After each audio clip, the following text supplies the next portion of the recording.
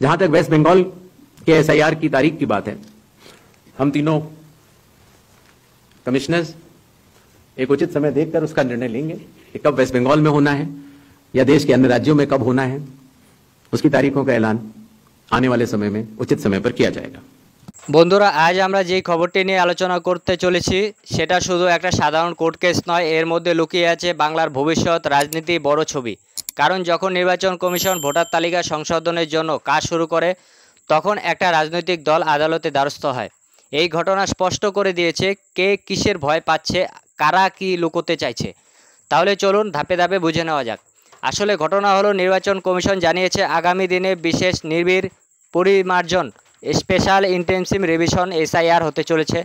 অর্থাৎ ভোটার তালিকা খুঁটিয়ে দেখা হবে, ভুয়ো নাম বাদ দেওয়া হবে, নতুন নাম তোলা হবে, ঠিকানা বদল ইত্যাদি। এই কাজ জন্য কমিশন সব রাজনৈতিক দলের বুথ লেভেল এজেন্টদের তথ্য চেয়েছে। এমন সময় তৃণমূল হাইকোর্টে মামলা করে বলে এখনই এই তথ্য চাওয়া কমিশনের এখতিয়ারের মধ্যে পড়ে না। তারপরই হাইকোর্টের তীব্র প্রশ্নের মুখে পড়তে হলো তৃণমূল কংগ্রেসকে। বিচারপতি অমৃতা সিনহা সরাসরি প্রশ্ন ছুড়ে দেন, শুধুই কি আপনারাই প্রভাবিত হচ্ছেন? অন্য রাজনৈতিক দলগুলো তো আদালতে আসেনি, তাহলে শুধু আপনারাই কেন এসেছেন? এটাই কি আসল কাটা? যদি কমিশনের নির্দেশ সবার অসুবিধা হয় তবে বিজেপি, কংগ্রেস, সিপিএম কেউই তো আদালতে যায়নি, গেল কেন শুধু তৃণমূল লুকোনোর ভয় কাজ করছে। এখন প্রশ্ন হচ্ছে, তৃণমূল এত আপত্তি করছে কেন? প্রথমত, ভুয়ো ভোটার কেটে গেলে সরাসরি তৃণমূল ক্ষতি হবে। দ্বিতীয়ত, বুথ লেভেল এজেন্টদের তথ্য দিলে কমিশনের কাছে স্পষ্ট প্রমাণ থাকবে কোন বুথে কেমন কাজ হচ্ছে।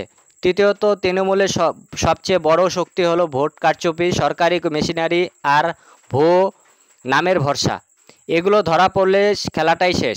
জাতীয় নির্বাচন কমিশন স্পষ্ট জানিয়ে দিয়েছে এই সিদ্ধান্ত তারা 3জন কমিশনার মিলে নিয়েছেন।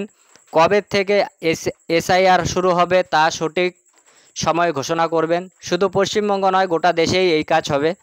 তাহলে প্রশ্ন ওঠে, যখন সারা দেশে একই প্রক্রিয়া হবে তখন বাংলার শাসক দল তৃণমূল কেন একমাত্র বিরোধিতা করছে? আমরা সবাই জানি আগামী বছরই বাংলায় বিধানসভা নির্বাচন, ঠিক তার আগেই যদি ভুয়ো ভোটার ধরা পড়ে তবে খেলার মাঠ সমান হবে। মনে রাখবেন, 2021 সালের নির্বাচনে বিজেপির অভিযোগ করেছিল প্রচুর বুথে ভুয়ো ভোটার পড়েছিল, রোহিঙ্গা আর বাংলাদেশি অনুপ্রবেশকারীদের নাম ভোটার তালিকায় রয়েছে। এবার যদি কমিশন খুঁটিয়ে দেখে তবে তৃণমূলের সবচেয়ে বড় শক্তি ধসে যাবে। হাইকোর্টে ইতিমধ্যেই বলে দিয়েছে দ্রুত শুনানি হবে না। এর মানে আদালতও বুঝতে পেরেছে এখানে তাড়াহুড়া রায় দেওয়া ঠিক হবে না। আসলে আদালতের চোখে অনেক প্রশ্ন রয়েছে। কেন শুধু তৃণমূল আদালতে এলো? আসল উদ্দেশ্য কি? জনগণের স্বার্থ রক্ষাই কি আসল লক্ষ্য, নাকি নিজেদের স্বার্থ বাঁচানো? বন্ধুরা, আমরা সাধারণত ভোটাররা চাই ভোটার তালিকা যেন ভুয়ো নাম না থাকে, প্রত্যেক ভারতীয় নাগরিকদের ভোটাধিকার যেন সুরক্ষিত হয়।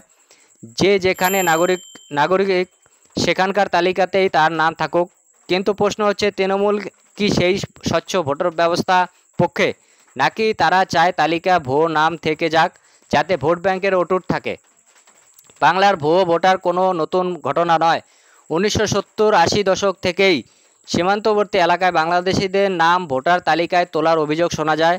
বাম আমলেও এর শুরু হলেও তৃণমূলের আমলে সেটা বহুগুণ বেড়ে গেছে।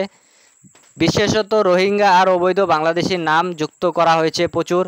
এই ভুয়ো ভোটাররাই তৃণমূলে ভোট ব্যাংকের মেরুদণ্ড। এই নিয়ে বিজেপি বহুবার দাবি করেছে বাংলায় প্রায় 2 কোটির মতো ভুয়ো ভোটার রয়েছে। সীমান্ত লাগোয়া জেলাগুলিতে এই সমস্যা সবচেয়ে ভয়াবহ। তাই কমিশনের এই উদ্যোগকে বিজেপি স্বাগত জানিয়েছে। তাহলে বোঝা যাচ্ছে কেন তৃণমূলের গায়ে আগুন লেগেছে। এই মামলাটা নিছক একটা আইনি পদক্ষেপ নয়, এর মধ্যে ভবিষ্যতে রাজনীতি বড় খেলা লুকিয়ে আছে। যদি এসআইআর হয় তবে বাংলার ভোটের আসল চিত্র সামনে আসবে। ভুয়ো ভোটার বাদ পড়লে তৃণমূলের আসল জনভিত্তি প্রকাশ পাবে। 2026 সালে নির্বাচনে বিজেপির জয়ের রাস্তা আরও পরিষ্কার হবে। বন্ধুরা, আদালতে একটাই প্রশ্ন, শুধু কি তৃণমূলই প্রভাবিত? এই কথাটাই আসল পুরো বিষয়ের সার কথা। কারণ যদি সবার জন্যই একই নিয়ম হয় তবে আপত্তি একমাত্র তৃণমূলের কেন? উত্তরটা সহজ, যাদের ভোট ব্যাংক ভুয়ো ভোটার, অনুপ্রবেশকারী আর বেআইনি নাগরিকদের ওপর দাঁড়িয়ে তারাই কাঁপবে। আর এটাই প্রমাণ করেছে বাংলার তৃণমূলের ভিত কতটা নড়বড়ে হয়ে গিয়েছে। এই ঘটনা শুধু একটা কোর্ট কেস নয়, এটা বাংলার ভোট ব্যবস্থা ভবিষ্যতের দিক নির্দেশ। যদি কমিশন কঠোর হয়, যদি ভুয়ো ভোটার বাদ দেওয়া হয় তবে বাংলার গণতন্ত্র আরও শক্তিশালী হবে। আর যারা ভুয়ো ভোটের সব ভরসায় রাজত্ব করছে তাদের দিন ফুরিয়ে যাবে। দর্শক, এই প্রতিবেদন আপনাদের কোনো মতামত থাকলে অবশ্যই কমেন্টের মাধ্যমে জানাবেন। আর ভিডিও ভালো লাগলে অবশ্যই লাইক, কমেন্ট এবং সাবস্ক্রাইব করতে ভুলবেন না।